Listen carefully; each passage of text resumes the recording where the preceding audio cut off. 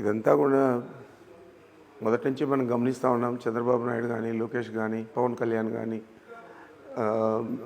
ఈ మధ్య పురంధేశ్వరి కానీ, వీళ్ళు నలుగురు కూడా చాలా ఘాటుగా విమర్శించడం, అసభ్య పదజాలం వాడడం, నైరాస్యంతో మాట్లాడినట్లే కనపడుతుంది.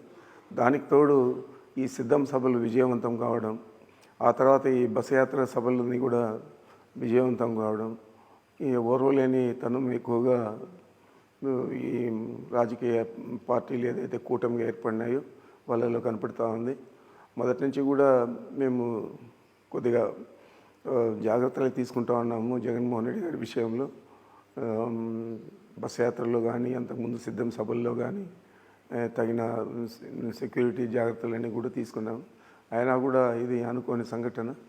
ఇది ఎందుకంటే వాళ్ళ మాటల్లోనే వాళ్ళకు నైరాస్యం కనపడుతూ ఉంది, ద్వేషపూరితంగా మాట్లాడుతూ ఉన్నారు, అనరాని మాటలన్నీ కూడా అంటున్నారు, రాజకీయ విలువలు లేకుండా మాట్లాడుతూ ఉన్నారు.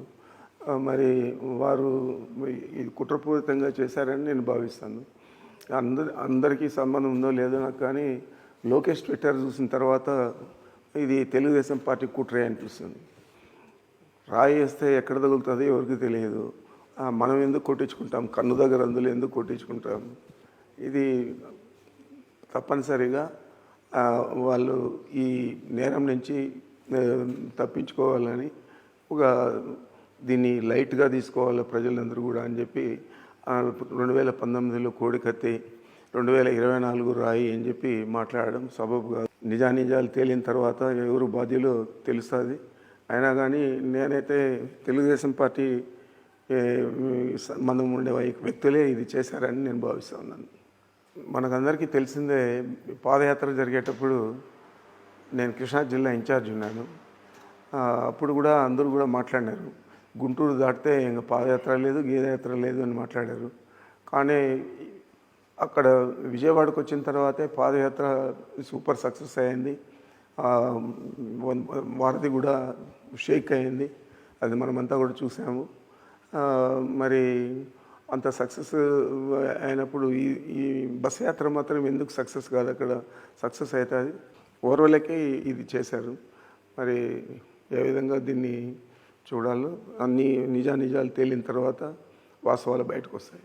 ఇంకా చెప్పాలంటే లోకేష్ చెప్పిన మాట ఆయనకే వర్తిస్తే, ఆ స్కూల్ దగ్గర నుంచినే అక్కడ ఆయన ఒక వెహికల్ మీద నిల్చుకొని రాయితో కొట్టించుకుంటే అది ఎక్కడ పడుతుందో తెలుస్తుంది. రాయితో కొట్టితే కూడా అది కావాలనే చేశారంటే మరి ఇంత నీచంగా మాట్లాడుతూ ఉన్నారంటే నాకు చాలా దురదృష్టకరం అనిపిస్తుంది.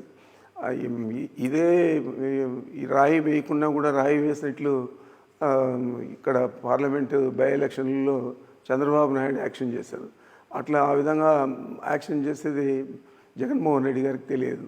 జగన్మోహన్ రెడ్డి గారు ఏదైనా కానీ నేరుగా పోరాటం చేస్తారు తప్ప కుట్రలు కుతంత్రాలు ఇవన్నీ కూడా ఆయనకు తెలియదు.